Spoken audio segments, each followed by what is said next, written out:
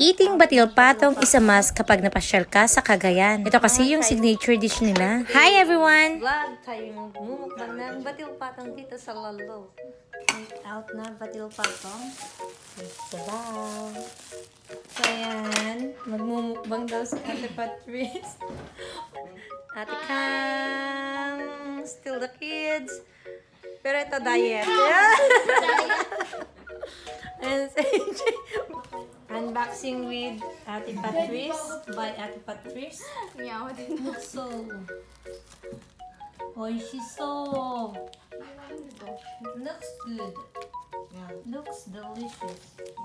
Hindi na pala kami lumabas ng bahay dahil nagpa-take out na lang sila. By this time, nasa Lalo, Cagayan pa rin kami. Akala namin nung una, lalabas kami para kumain. Pero nagulat na lang kami at may dala-dala na silang take out. Anyway, the reason kung bakit nandito kami sa Cagayan ngayon, nakipaglibing nga kami sa Bilasco na lola ng mga batang to. Just a quick decision pagpunta nga namin dito. Chinat lang namin sa Ate Patrice. Tapos noon, madaling araw ay nagbus na lang kami papunta ng Tugigaraw. Nagstay muna kami overnight sa Bayako bago kami nagpunta dito. And of course, kapag may batil patong, hindi pwedeng walang sabaw na kasama. With this sausawan. Pero walang call that? Sili. Sili. Kalamansi. Show this ate. So yummy. Pork Shanghai with veggies. Yan lang. So ito na pala yung batil patong. Start na rin kumain yung mga bata. Ganito ang pagsaserve. Char! Gusto daw ni ate ka. So let's... Kasi itong binili nila, yung malakihang order na. It's not a single order. So ganun. Dapat pang single order lang sila.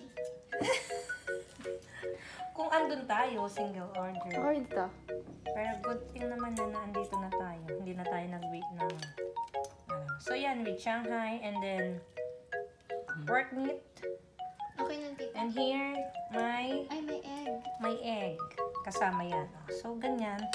And then you put sabaw here. Ayan. May individual na sabaw. Para lang din siyang ramen ng Japan. And then this one, sauce. Now you get your own sauce. You put here. Just like this. And then you put...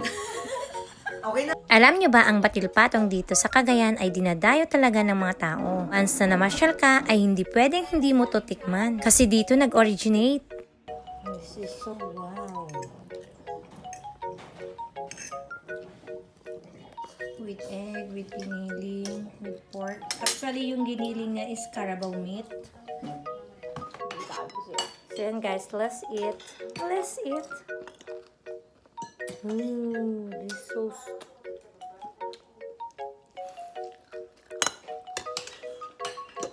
Siyempre, una muna yung meat. Hindi gamit ni camera. Mga shy type yung mga bata. So, ako na lang ang magpapakita.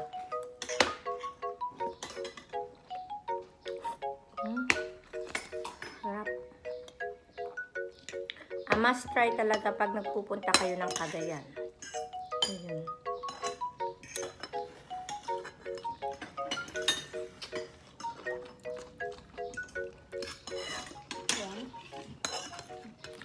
Sarap.